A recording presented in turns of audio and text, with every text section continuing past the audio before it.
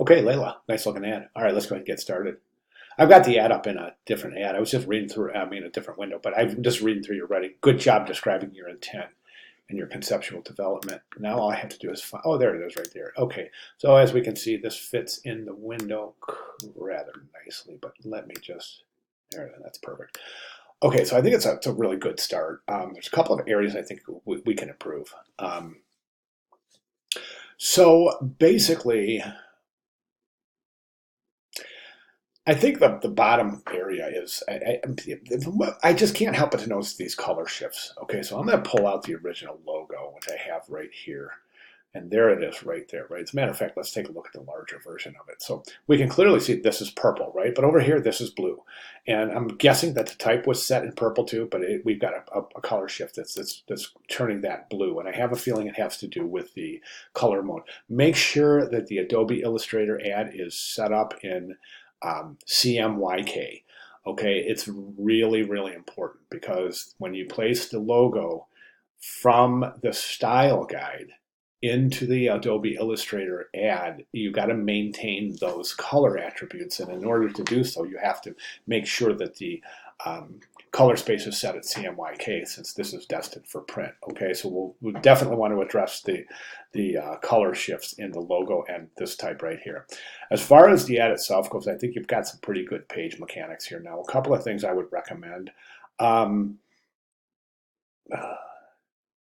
That's good. That's good. That's good. I think now my only recommendation here in terms of the page mechanics is that this body copy, this type text box right here, I think is a little too wide. You're really right up on that margin. You're not, I mean, on the edge of the page, not giving yourself a whole lot of breathing room there. I'd like to see to reduce the size of that text box just to pull that text away from the page edge. Okay, so other than that, I think we're looking pretty good. I'm not real sure. The background, the image itself is a pretty poor quality image. I'm going to recommend that you go ahead and change that. Now I'm zoomed in here, and now we can see the drink is a pretty good quality image, but we can see, just look at all of that compression artifact and compression artifact and pixelization. And look how blurry it is. We can see a lot of compression artifact right up here around where the dark meets the light. Areas of high contrast is where you typically see the most compression artifact, and it's just a way to determine the quality of an image. I'm considering this to be a very low quality image. My recommendation here is to change the image to a different background image. Something that doesn't show blurriness, compression artifact, and or pixelization when zoomed in. And that's really going to, the significance there is that I should say if and when you decide to include this piece in your student portfolio, that the image has got to be pristine.